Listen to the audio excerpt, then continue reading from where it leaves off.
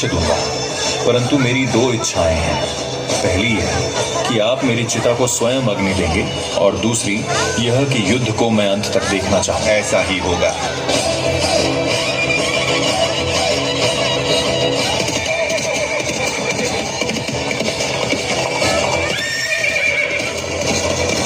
सो प्राण दे, जो मन करे सो प्राण ले, वही तो एक सर्वशक्तिमान है। विश्व की पुकार है, ये भागवत का सार है कि युद्ध ही तो वीर का प्रमाण है।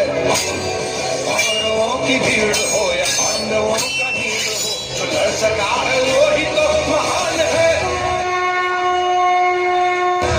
जीत की हवस नहीं, किसी पे कोई वश नहीं, क्या जिंदगी है ठोकरों पे मार दो। मौत अंत है नहीं तो मौत से भी क्यों डरे, ये जाके आसमान में दहाड़ दो। प्रचंड को मस्तकों के झुंड आज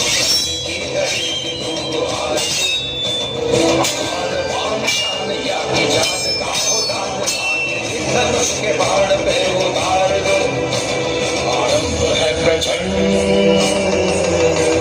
युद्ध की समाप्ति के बाद पांडवों में बहस होने लगी कि युद्ध का श्रेय किसको जाता है। इस पर श्री कृष्ण बोले, तुम सबको आपस में विवाद में पड़ने की जरूरत नहीं है। बर्बरीक का शीश संपूर्ण युद्ध का प्रमाण है, अतः उसे बेहतर निर्णायक भला कौन हो सकता है।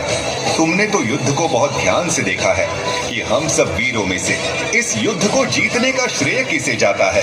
श्री कृष्ण ने ही युद्ध में विजय प्राप्त करने में महान कार्य किया है। इनकी शिक्षा, इनकी उपस्थिति, उनकी युद्ध नीति निर्णायक नहीं। मुझे तो युद्ध भूमि में श्री कृष्ण का सुदर्शन चक्र घूमता हुआ दिखाई दे रहा था, जो कि शत्रु सेना को काट रहा था।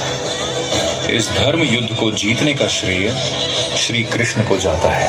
बर्बरी, तुम धन्य हो। कलयुग में लोग तुम्हें हारे का सहारा बोलेंगे, तुम्हें श्याम नाम से पुकारेंगे। मेरे नाम से ही कलयुग में तुम्हारी पूजा की जाएगी।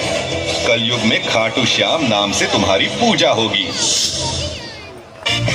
हाँ जी, जय श्री श्याम।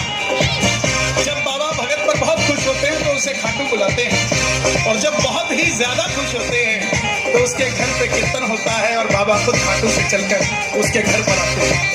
ऐसे ही किसी एक भगत की नहीं, हर भगत के दिल की ख्वाहिश होती है कि वो भी अपने घर पर कीर्तन करवाए, और क्या क्या लाड लड़ाना चाहता है। आइए जरा सुनते हैं। जय श्री श्याम।